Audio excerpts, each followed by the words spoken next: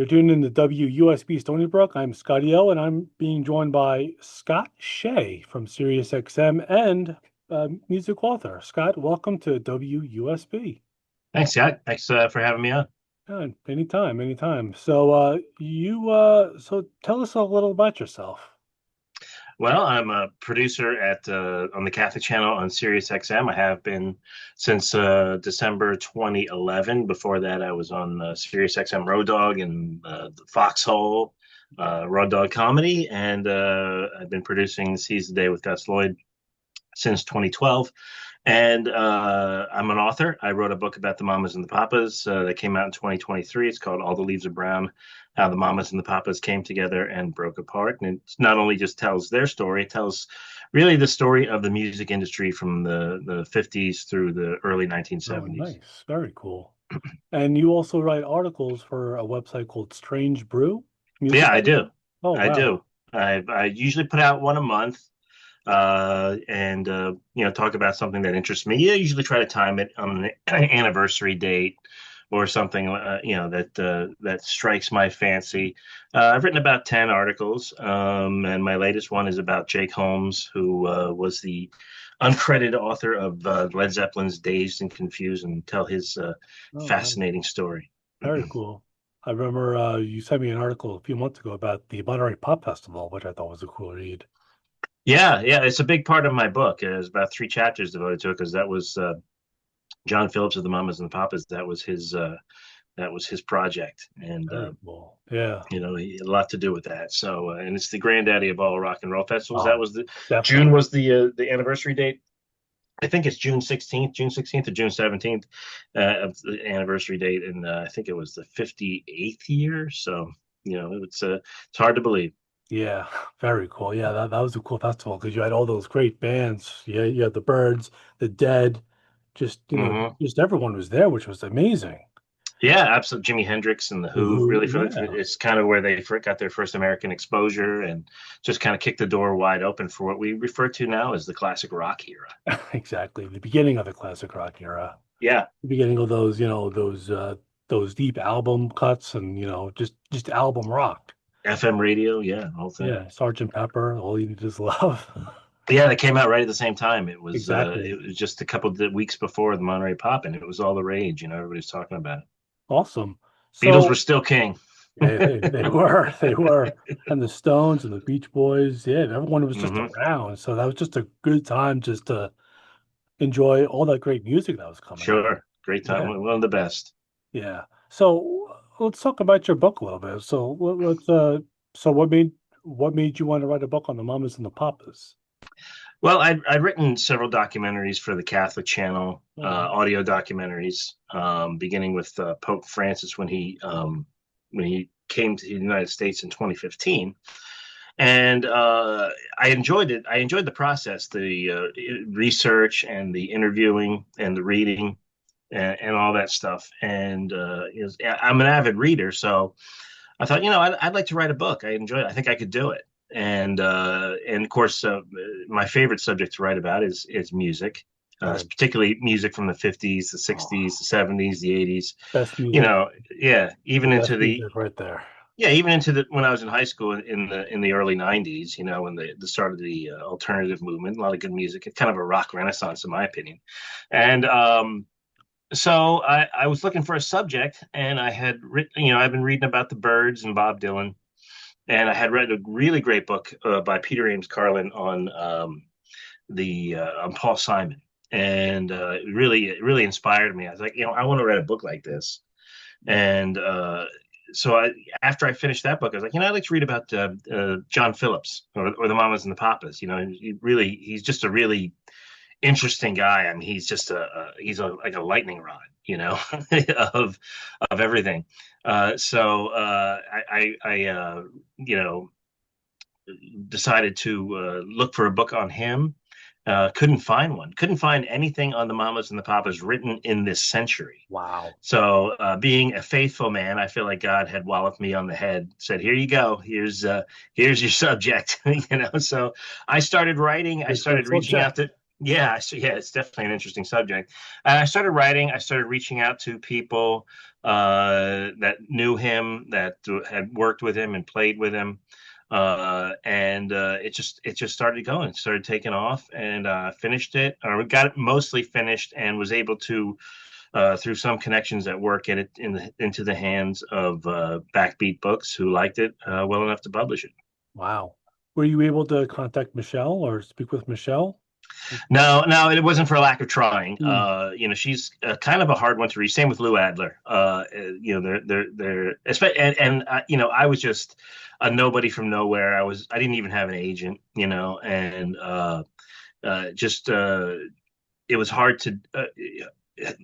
In that position, it was just hard to get any contact. I reached out to their representation, but I never heard anything. But Michelle had put out an autobiography in the mid '80s that really served me well. Got her perspective on a lot of things. Oh, nice. Told some really great stories, things I was able to verify, and things like that. One of my greatest sources of information was a guy named Dick Weissman, who's he's probably 89, 90 years old now, but he played with John in the Journeymen, which was a pre Mamas and Papas folk group, Hmm. based out of Greenwich Village, and he's still sharp as a tack. And he's like a John Phillips, and he was friends with John Phillips, from the moment they met in the 1959 or so, and played on San Francisco. Be sure to wear flowers in your hair, and was really kind of a walking encyclopedia of John Phillips' knowledge and the Mamas and the Papas. He was really really helpful. So and a few other people that I spoke to. I had interviewed Jill Gibson, who had replaced Michelle Phillips for a few months in the summer of 1966 when John fired her from the group. So I got a lot of good perspective. And another one was one of Denny Doherty's folk bandmates. They were all the Mamas and the Papas were in folk bands before they came together. They were all part of the folk boom, which turned into folk rock after the Beatles arrived in 1964. It was the response. Kind of call it like the response, like the Doolittle Raiders, in World War Exactly. II, Yeah. or so Yeah. they fired the first shots. The Birds fired the first shots, and they were Oh, followed yeah. by the Lovin' Spoonful and Barry Maguire, and then the Yeah. Mamas and the Papas. Yeah. It's a fascinating study Yeah. there. The Beatles really helped energize music in America, when they came, because before then, music, it wasn't bad. It was just a little boring, I guess. Yeah, and listen, there's always great stuff to be Oh, found. I love, I exactly. love, I Exactly. Yeah. love. I mean, I love '50s rock. I love Oh, early '60s. oh, I love, I, I I, love, I love 50s rock. I love Teen Idols.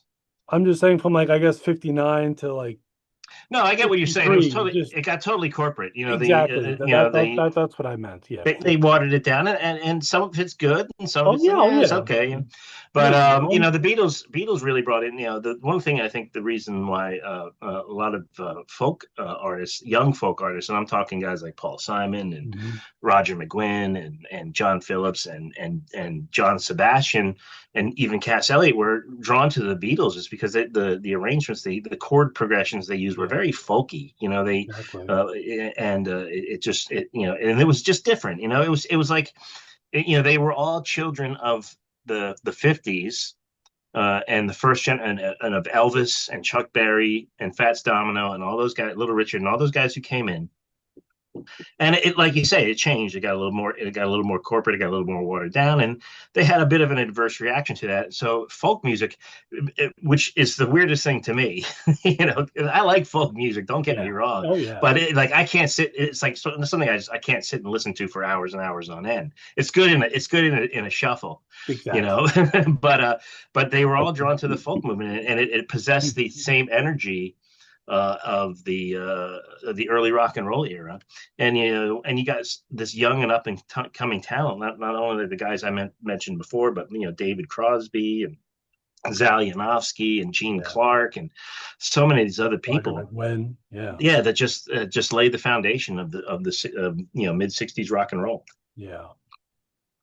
Yeah. Which was great. And like you had, yeah, I love like when Rubber Soul was coming out. I love how the Beatles and the Birds were kind of talking with each other. Hmm. Like a song like "If I Needed Someone" was influenced by the Birds, which I Yeah, think for was sure. really great. Yeah, the So 12-string Rickenbacker. yeah, yeah. So yeah, that was just a great era. You And know. then, at that time it was the back and forth between the Beatles and the Beach Boys, Oh yeah, Pet which was, Sounds and yeah, it was Sergeant Pepper. the great arms race, Yeah, of the 1960s. yes. Paul McCartney always said Pet Sounds is his favorite album of all time, and God Yeah, only and knew. it's a shame that Smile never came out in its time, because I think had Exactly. Smile come out in its time, we would be talking about Oh that yeah. as much as we are Pet Yeah. Sounds. Even like the post Pet Sounds Beach Boys era, I really like Oh, Smiley I do too. Smile, Yeah, Wild Honey. All those albums are just great. I love those yeah, albums. and those are albums that I didn't appreciate growing up, and I appreciated later. Like and I'm talking albums like Carl and the Passions Oh and yeah. I Sunflower love that and album. Surfs Up. Oh, They're really great amazing records. albums. Yeah. Bruce Johnson said like Sunflowers is his favorite Beach Boys album. Yeah, I- I think Brian Wilson is, I think Brian Wilson said every Beach Boys album is his favorite album. But I think at one point, he's always spoke very glowingly of that one. yeah. Brian always said the Love You album was his favorite. Because That's a that good was album. yeah. Yeah, So it's got yeah, some really good songs on it. yeah, 'cause I think that was like more of a personal album for him. So Yeah. yeah, yeah. So yeah, good times, good times. Yeah, Mamas and the Papas. Wow. Do you have a favorite Mamas and the Papas song? Yeah, I there's a song an album cut they had. It actually was a flip side of a single. It's called Even If I Could. It's this beautiful example of John Phillips's arranging skills. Which I think at that time was on par with Brian Wilson's. They were very similar. Brian, they're well, John was, he was several years older than Brian, but because John was born in 1935, I think Brian was born in the early 40s, Same and year, same year as Paul McCartney was at 40. right, 42, I think. Yeah, So, 42. he had about 7 years on him, but John was a Hi-Lo's fan. It was a kind of a jazzy vocal group, pop group called the Hi-Los, and Brian was a Four Freshmen fan, and the groups are very similar, and they both brought that type of arrangement for vocals to rock and roll. And it's funny because when you listen to a lot of those early Beach Boys albums, it almost sounds like they're just a Four Freshmen tribute band, Yeah, and obviously it developed into their own thing. yeah, But John was the same way, But you don't listen to the Mamas and Papas and say, "Wow, they sound just like the Hi-Los." yeah, They don't. But he was able to bring the vocal stylings into a contemporary setting, and and fashion songs around it in just a beautiful way. And there's just so many their first two albums, which are just magnificent works, and they're using the same uh, musicians that Brian's using on Beach Boys Today and Summer Days and Summer Nights and Pet Sounds the and Wrecking Crew, Smile right? Sessions. Yeah, yeah, that's what we call them now. Back then, I think they were just the guys and the Yeah, gals, because they had Carol Kay and stuff like that. But yeah, yeah, it was the Wrecking Crew, and it's just I think if you played the Beach Boys Today and followed it up with the Mamas and if you can believe your eyes and ears, and you would see a lot of similarities, and John was in there right in the thick of things, but that candle burned bright and then just went out in less than 2 years. It's really remarkable what the impact they made, which is why I was really surprised that people hadn't really written more about them. yeah, And when they and the books that I did read, they're good enough, they're fine enough books, but they're thin. They don't cover the full story. There's not a lot of backstory. yeah. They're not throwing it in there really analytically with what's going on in the music scene. I mean, there's obviously things like, oh yeah, well the Byrds put out an album in the in the Mamas and the Papas, but there's a little bit more to that because all those groups were interrelated. They all knew each other Yeah, before the fame. yeah, John, talks about being in John Sebastian's apartment, or John Sebastian being in his apartment, and he's playing him. Do you believe in magic? As yeah, not long after he wrote it, and yeah, they're having an argument about the chord sequence. yeah, So it's just it's I felt that's why I wrote it and wrote it in the fashion that I did because I Yeah. thought the story really needed to be told a little bit Yeah. better. I'm sure you heard about the story where the Byrds and Peter Fonda were on LSD with the Beatles, and that's where the whole she said, I know what it's like to be dead Yeah, era yes. came from, which I think it's a Stoned good out Peter Fonda came up to him and yeah. yeah, I think Peter Fonda had something had happened to him. Like I don't know if he got like shocked or something in an outlet or something, and he got knocked unconscious and had to go to the hospital. And that's why he said, "I know what it's like to be dead." He Yeah. kept on saying that to John Lennon, and John Yeah. was like, all Uh, right, I great." gotta write this down. Yeah, but I remember they described him as being very annoying, but Yeah. it's always an interesting story, and hang all those guys hanging out in Bel Air. It was such a Oh wild yeah. scene. Yeah. Yeah. Yeah. The mid '60s was just it just like I said, it just kind of re-energized like the music business. It really did, Yeah. and so many great ways. And it looks tame when you watch it, but it was a Yeah. pretty wild scene. Yeah. you know, Yeah. Even now, it's like when you look at, like some of those bands that, like Mamas and the Papas and the Spoonful, the Beatles were even influenced by them. Like, Daydream yeah, was an influence to Good Day Sunshine. So yeah, right. And yeah. and and it's funny because I was when there's a part in my book I talk about when the Mamas and the Papas and the Beatles actually met Oh wow. was in 1966, right after John fired Michelle, and this is in the summer. They fly over to London, and it's not for a reason. It's not like they had a concert or something over there. They Yeah. just decided, hey, let's go visit London and see what I think they were scoping things out for a potential series of concerts at the Royal Albert Hall or Oh something like wow. that.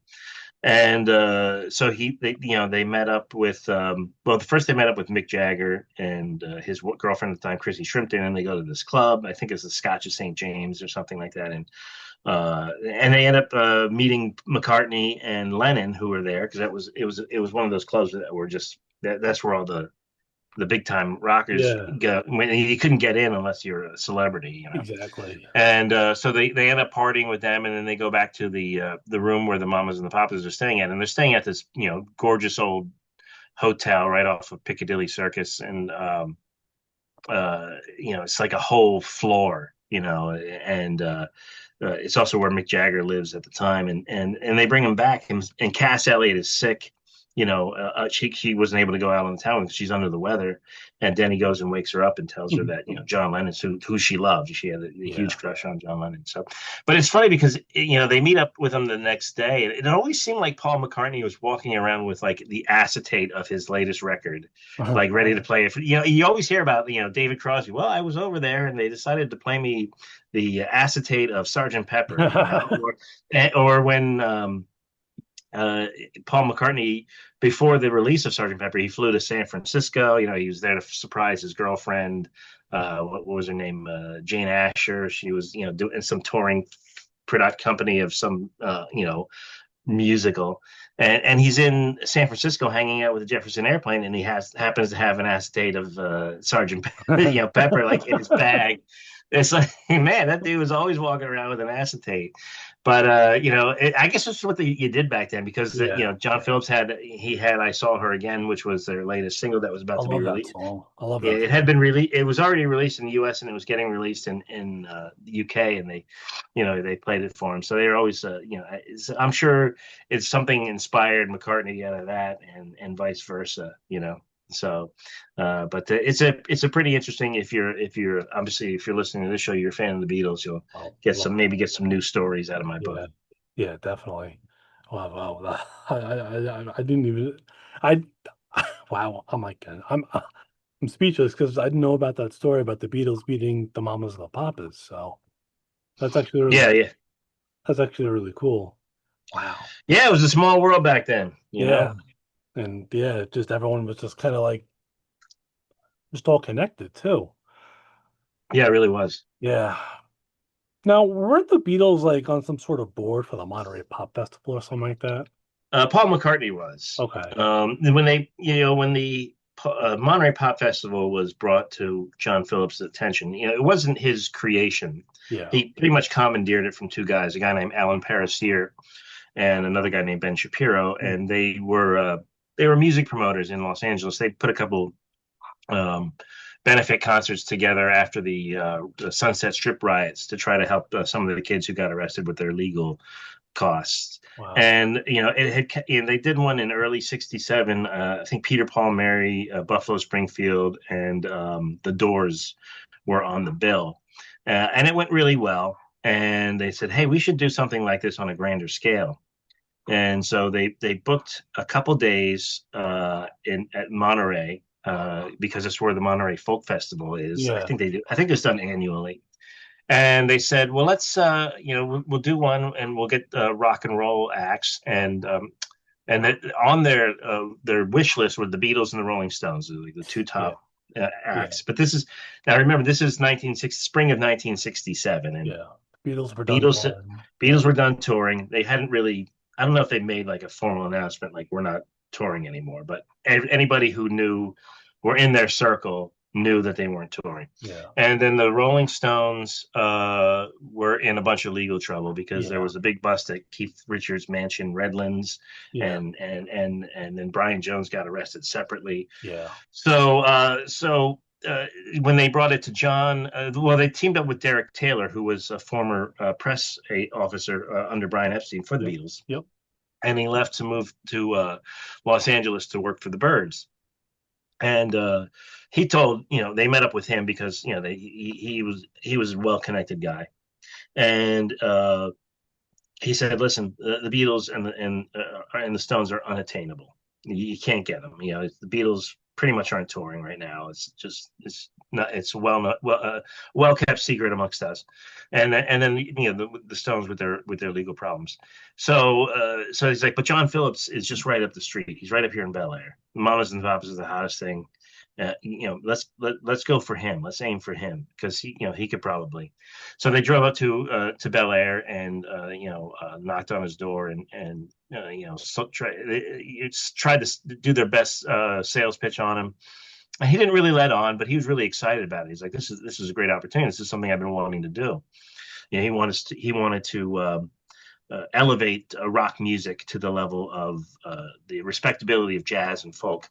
And so he got together with Paul Simon, and they created this board of governors, and they went after. They figured, well, if we can't get the Beatles, see if we can get McCartney to be on this board of governors. Now, Yeah. these board of governors, they didn't really do anything. It was like, hey, these people are affiliated with this festival. It helped them get bookings. Brian Wilson was on it, Smokey Robinson was on it, Paul McCartney, a few other people. I think Roger McGuinn, who was known as Jim McGuinn back then, Yeah. was on it. Wasn't Mike So Love on it? Wasn't Mike Love on it? no, he No. wasn't. No, Mike was. Mike's reputation now is pretty much the same as it was Yeah. then. Yeah. As being a really hard, difficult guy to deal with, and kind of a square. Yeah. Right. Great. Listen, as far as Mike, I think Mike Love gets a bad. Mike Love is a very creative guy. He did write Yeah. a lot of the lyrics, wrote the Yeah. lyrics to Good Vibrations, but he's a jerk. Co-wrote Um, Kokomo with John Phillips. he did. Did you Um, have you heard of that over the John Phillips version of Kokomo? Have you heard that I have, version? yeah. Yeah. It's a demo with Yeah. Scott McKenzie and Denny Doherty singing, Yeah. which is, to me, in my opinion, 10 times better than the Beach Boys version Yeah. because it's the original. It's more of a lament. Yeah. Whereas the Beach Boys song is a celebration, Yeah. about that area. Because Yeah. John Phillips, whenever things were going wrong in his life or he needed to go somewhere, and this goes back to the late '50s, early '60s, he'd go to the Caribbean. Mm. He would to clear his head. That's how they ended up in the Virgin Islands. And that song's kind of it's like it's a place where we used to go, to get away from it all. Now it's Yeah. like that's where we want to go to get. Exactly. So they changed up the lyrics. Yeah. So but yeah, so with the board of governors, that's McCartney was really on there. He was, he came and visited him, gave him his blessing, but they weren't really involved. They did send some people over there. I know, LSD had just gotten outlawed in England. Yeah. So John sent a group of Beatles people over there to score some LSD at Monterey and also to film a little bit of it so they could see what was going on. Mm. And then there were rumors abounding in Monterey that the Beatles were on the premises, that they were going to show up and do a surprise concert, and almost caused a bit of a ruckus, but Yeah. they were able to squelch it. Yeah. There's a very famous scene in the documentary or the film Monterey Pop where Peter Tork of the Monkees comes on, interrupts the Grateful Dead set to tell everybody that the Beatles are in fact not at Monterey, they're not here, and then Phil Lesh gives him hell, and so and Peter Tork ends up looking like the big dummy he portrayed on television, so That's funny. but I like Peter Tork is a great dude, so it's just Yeah. like, I feel bad for him, Yeah. but I don't know who's decided, hey, let's send Peter Tork on the Grateful Dead and interrupt the Yeah. Grateful Dead. Yeah. I'm actually surprised Brian Jones was at the festival despite his legal troubles trying to get to, Yeah, I trying think to I get to think everybody America. involved was surprised that that happened. Yeah. It's that he was even able to get there, but he did. Yeah. He showed up. Brian was an interesting cat, and always seemed to be at the wrong place at the wrong time. But Yeah. they treated him like a god. When he arrived, I know Eric Burden gave him a big introduction, Yeah. and he was still very much revered, but he was really on the outs. That was kind Yeah. of the beginning of the end Exactly. between him Yeah. and the Stones. Yeah. Unfortunately, And also on serving on the board too and helping out was Andrew Loog Oldham, who was the the manager. Stones manager, who Yeah. was really in exile from the Stones. That was around the time that Alan Klein had entered into the picture and was Yeah. really wrestling control away from him. And after the busts, Oldham just got out of town, and that also kind of sealed his fate with Mick and Yeah. Keith. Wow. A lot of stuff going on around that Monterey Pop Yeah. Festival. Again, a lot of stuff, but a lot of good music came out of that. It sure Yeah. did. That's Yeah. where the San Francisco sound really came into the fore. It was a bit underground before then. Nobody knew who the Grateful Dead Yeah. or Quicksilver Messenger Service or Big Brother and the whole company were holding All, company. And all great bands. yeah, and I think this one, and they played hell with John and Lou about getting on the show. They pulled out a few times, and John and Lou would have to go to San Francisco to just try to talk them back into it. Finally, Paul Simon was able to just say, "Look, guys, it's for a cause that's bigger than us." So Yeah. they did, they were very anti-commercial back in those days, and let everybody know about it. Yeah. Wow. This has been a treat. This has been a treat just talking about 67, the Monterey Pop Festival, the Mamas and the Papas. Wow, this has just been a treat, Scott. Thank you so much for, coming on here and taking the time to talk about your book a little bit, just Yeah, no problem. your love of music. Um, before you take off, tell everyone where can they get your book from if they want to buy it? Well, it's sold anywhere online that fine books are sold. You can get it at Amazon. Check your local bookstores too. You can Awesome. get it at Barnes and Noble. You can go to my website, Awesome. scottsheaauthor.com. It's got links to my socials, links to all the places you can buy the book, and links to my articles. Awesome. And how about on Sirius? Where could they catch you on Sirius XM? Well, I produce the show Seize the Day with Gus Lloyd on the Catholic channel. That is channel 129. And we are live weekdays from 7:30 a.m. to 10 a.m. Eastern. Awesome. Scott, thank you so much. It's been a treat. I really appreciate you taking your time out to talk, and we'll definitely have you back on here sometime in the future. Thanks, man. Looking forward to it. Awesome, man. Thank you so much. And, check out Scott Shea whenever you guys can.